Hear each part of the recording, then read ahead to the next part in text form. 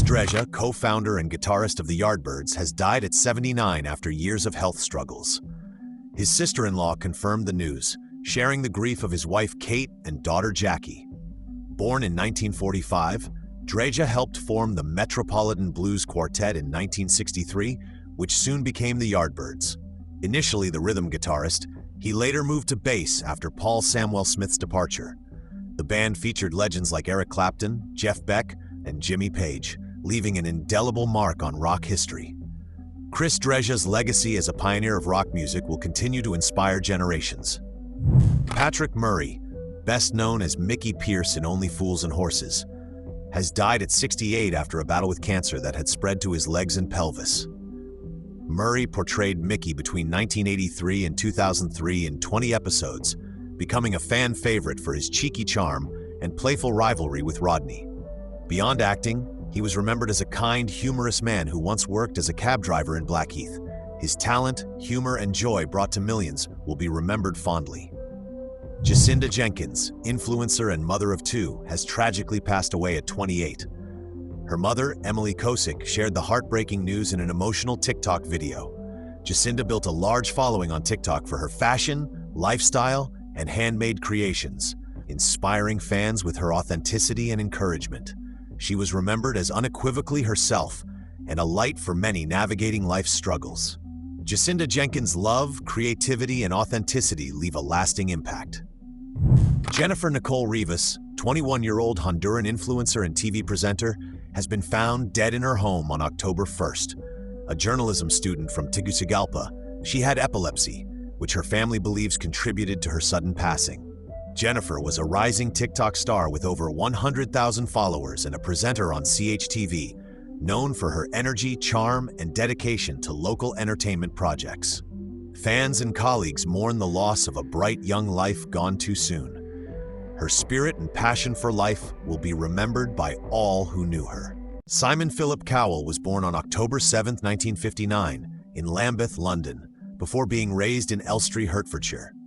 His father, Eric Selig Philip Cowell, worked as a property developer and music industry executive, and his mother, Julie Brett, was a ballet dancer and socialite. Simon came from a family that blended different cultural and religious backgrounds, with his father's side of Jewish descent and his mother's side of Christian heritage.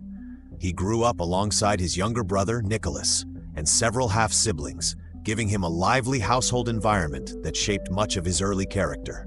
While Simon has often reflected fondly on his childhood, he admitted he struggled with formal education and authority. At school, he often found it difficult to focus and was not considered a model student.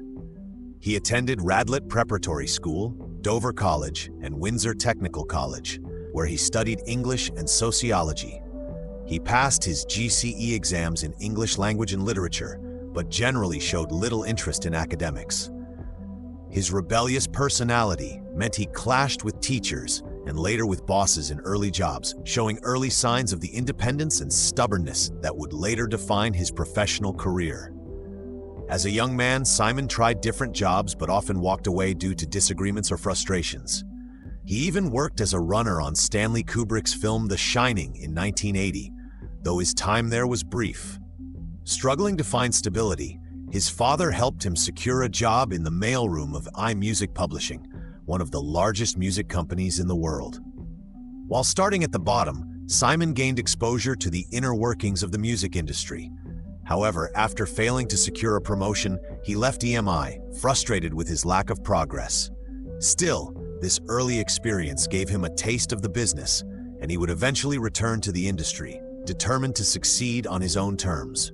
In the early 1980s, Simon ventured into business with his former EMI boss, forming E&S Music, but it folded quickly. He then created Fanfare Records with Ian Burton. Fanfare initially struggled but scored its first big success in 1986 with Sinida's disco-inspired hit So Macho, which became a huge chart success in the UK. For a time, Cowell seemed to be on the rise, working with acts associated with Stock Aitken Waterman, who dominated the 1980s pop scene. However, in 1989, Fanfare collapsed after financial troubles, leaving Cowell in serious debt. Pete Waterman, one of his associates, seized Cowell's Porsche as part of unpaid debts. This low point nearly bankrupted him, but instead of quitting, Cowell started over. He joined BMG as an A&R consultant, working to sign new talent and established S Records under the company. His approach was pragmatic. He signed novelty acts and targeted audiences outside mainstream music. He found success with unusual records, such as those from Zig and Zag, the Power Rangers, and even the World Wrestling Federation. His willingness to experiment showed his eye for spotting market trends others ignored.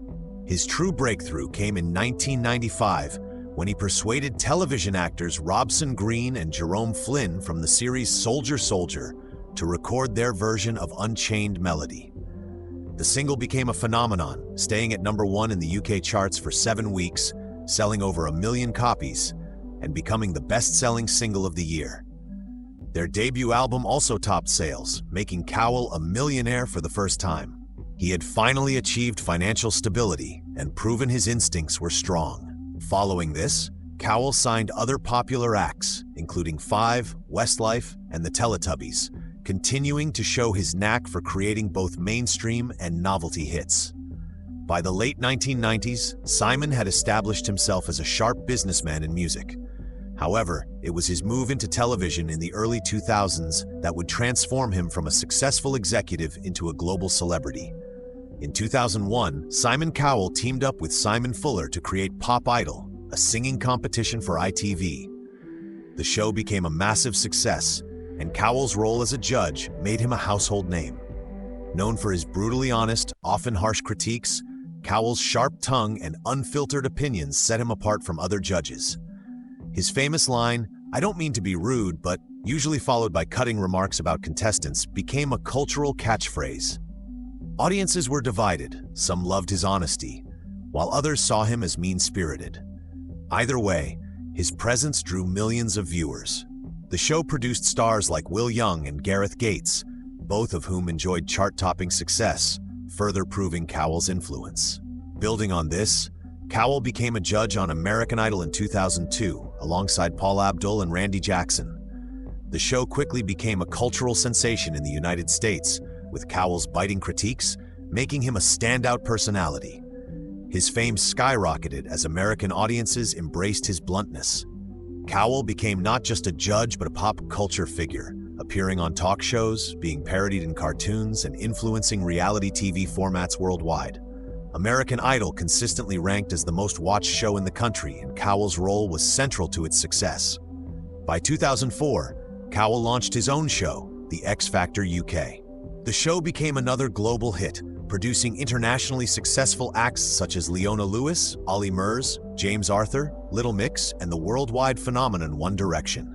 Cowell's ability to identify and market talent had become unmatched, and The X Factor became a cultural institution in the UK. In 2006, he launched Got Talent, another format that quickly spread worldwide. From Britain's Got Talent to America's Got Talent and countless international editions, the franchise showcased singers, dancers, magicians, comedians, and unique performers of all kinds. The format was fresh and inclusive, ensuring its longevity and popularity. In 2005, Cowell formalized his entertainment empire by creating Psycho Entertainment.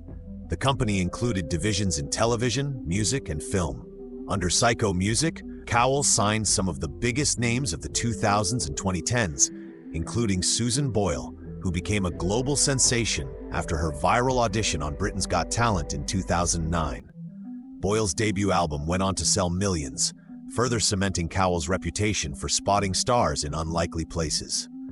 Psycho also signed Fifth Harmony, Ella Henderson, Labyrinth, Noah Cyrus, Pretty Much, CNCO, and Fleur East. The label was at the center of modern pop for nearly 2 decades, although it eventually closed in 2020 after restructuring. Cowell's success made him one of the most recognized figures in entertainment, but his journey was not without criticism. His tough persona often sparked controversy, with some accusing him of being cruel to contestants. Others criticized the music produced under his shows as formulaic and commercial. However, even his critics admitted that Cowell had an unmatched ability to capture the public's attention and shape pop culture. He was named among Time's 100 most influential people in both 2004 and 2010, Ranked by the Daily Telegraph in 2008 as one of the most powerful people in British culture, and awarded honors such as the BAFTA Special Award and a star on the Hollywood Walk of Fame in 2018. Outside of his professional life, Cowell has been known for his luxurious lifestyle, his love of fast cars, and his outspoken personality.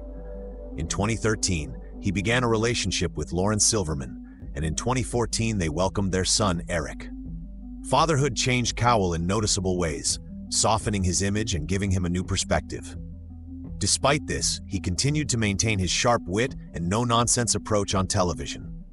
In 2020, he suffered a serious e-bike accident, breaking his back and undergoing surgery. After months of recovery, he returned to television, showing his resilience and determination.